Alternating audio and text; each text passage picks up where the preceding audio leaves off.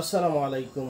রাজনৈতিক এজেন্ডা নিয়ে আক্রোশের বশবর্তী হয়ে কাউকে কি গ্রেপ্তার করা হচ্ছে, অথবা অন্য কোনো উদ্দেশ্য নিয়ে কি গ্রেপ্তার করা হচ্ছে?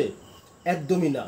যাদের গ্রেপ্তার করা হচ্ছে অবশ্যই তাদের বিরুদ্ধে সুনির্দিষ্ট অভিযোগ রয়েছে।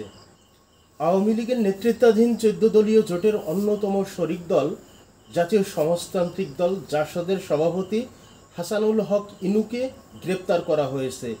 উত্তরা এলাকা থেকে তাকে আজ সোমবার বিকালে গ্রেপ্তার করা হয়েছে।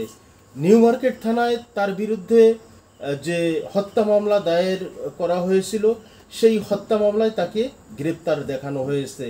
এই যে জাসদের সভাপতি হাসানুল হক ইনু, এই ব্যক্তি ১৪ দলের শরিক দল, অন্যতম একটি শরিক দল।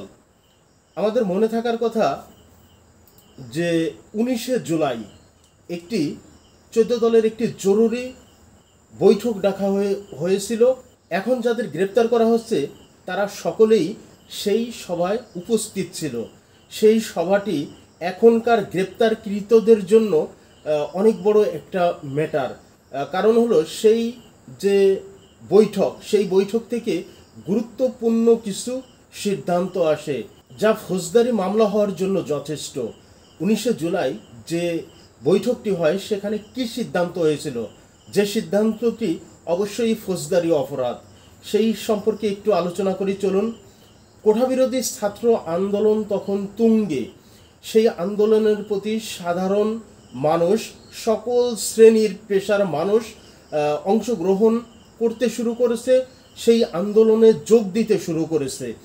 আন্দোলন দমাতে যখন সরকারের কোনো কৌশলই কাজে আসছে না, এই পটভূমিতেই সাবেক প্রধানমন্ত্রী শেখ হাসিনা ১৪ দলীয় নেতাদের সঙ্গে এক বৈঠকে বসেন। একটি খুব গোপনীয়ভাবে এই বৈঠকে বসেন। ১৯শে জুলাই গণভবনে অনুষ্ঠিত এই বৈঠকে নেতারা সকলে মিলে সম্মিলিতভাবে কিছু সিদ্ধান্ত নেয়। সেখানে বাম ঘেঁষা দুজন নেতা বলেন, ছাত্রদের এই আন্দোলন মার্কিন ষড়যন্ত্র, তাই এটাকে গুড়িয়ে দিতে হবে। দেশব্যাপী সেনা মোতায়েন ও কারফিউ জারি করতে হবে। এখানে কেউ কেউ আবার রাজনৈতিকভাবে সমাধান খোঁজার পরামর্শ দিয়েছিলেন, আবার কেউ কেউ সংলাপে বসার কথাও বলেছিলেন। তবে সর্বোপরি সেই বৈঠক থেকে যে সিদ্ধান্ত আসে তা স্পষ্টই ফৌজদারি অপরাধের শামিল। ঠিক তখনই পাশের রুমে বসা ছিলেন নিরাপত্তা সংশ্লিষ্ট কর্মকর্তারা। শেখ হাসিনা হার্ডলাইনে যাওয়ার পক্ষেই মত দেন, বলেন আর পেছনে ফেরার সুযোগ নেই, এখানেই শেষ করে দিতে হবে। দেশব্যাপী কারফিউ জারির সিদ্ধান্ত দেন। এই বৈঠক থেকেই যেখানেই মিছিল সেখানেই গুলি করার নির্দেশনা আসে, যা অবশ্যই ফৌজদারি অপরাধের শামিল। একটি স্বাধীন দেশে সভা সমাবেশ আন্দোলন করার যেহেতু অধিকার রয়েছে, সেই অধিকারকে দমন করতে, সেই অধিকারকে খর্ব করতে যদি গুলি চালানোর নির্দেশ দেওয়া হয়, তাহলে অবশ্যই স্বাধীন দেশে জনগণকে নির্বিচারে গণহত্যা করার হুকুম দেওয়া হলো। অবশ্যই এটি ফৌজদারি অপরাধের শামিল। আর এই বৈঠকের এই সিদ্ধান্তের উপরই সবাই একমত পোষণ করেন।